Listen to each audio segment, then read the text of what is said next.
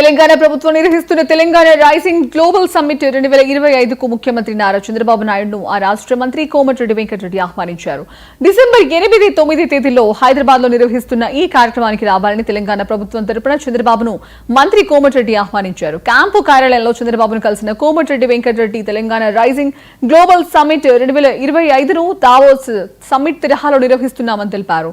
ప్రపంచ వ్యాప్తంగా ప్రముఖ సంస్థల ప్రతినిధులు, వ్యాపారవేత్తలు, వివిధ రంగాల నిపుణులు సదస్సుకు హాజరవుతున్నట్లు వివరించారు. రావడం జరిగింది.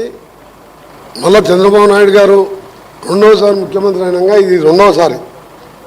మొన్న మా మిర్యాలు కూడా ఎమ్మెల్యే కుమారం మ్యారేజ్ అయినప్పుడు ఇక్కడికి వచ్చి పవన్ కళ్యాణ్ గారిని హెలిప్యాడ్లో తిరిగి మ్యారేజ్ అటెండ్ వెళ్ళడం జరిగింది.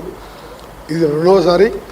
కానీ ఒక సీనియర్ నాయకుడు విజన్ ఉన్న ముఖ్యమంత్రిని కలవడం, అది కూడా మీ తెలంగాణలో దేశంలో ఇక్కడ లేని విధంగా ఒక రైజింగ్ తెలంగాణ 2047 అనే ఒక స్లోగన్తో గతంలో వారు ముఖ్యమంత్రిగా ఉన్నప్పుడు హైటెక్ సిటీ ప్రారంభించి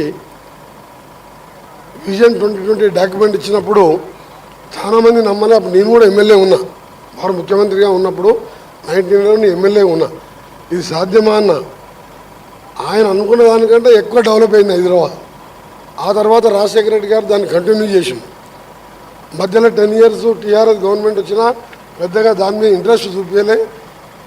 అక్కడ ఎయిర్పోర్ట్ కానీ, అవుటర్ రింగ్ రోడ్ కానీ, ఐటీ కంపెనీలు కానీ, కోకాపేట ఫైనాన్షియల్ ఇష్యూ మేము తీసుకొస్తే చంద్రబాబు నాయుడు గారు అమెరికా ప్రెసిడెంట్ బిల్ క్లింటన్ తీసుకొచ్చి మేమందరం కూడా అటెండ్ అయినాం.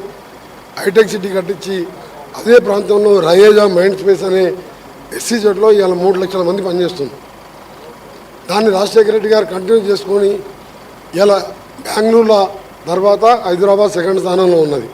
కానీ ఇప్పుడున్న ముఖ్యమంత్రి మేము సీనియర్ మినిస్టర్లు అందరం కూడా బాగా ప్లాన్ చేసి కోకాపేటలో మీరు చూసిండ్రు, ల్యాండ్ ఇద్దామన్నా లేదు, ఉన్న 150-200 కోట్ల ఎకరాకు పోయే పరిస్థితి. కొద్దిగా అటుపక్కకి ఆదిపట్ల అక్కడ ఫ్యూచర్ సిటీ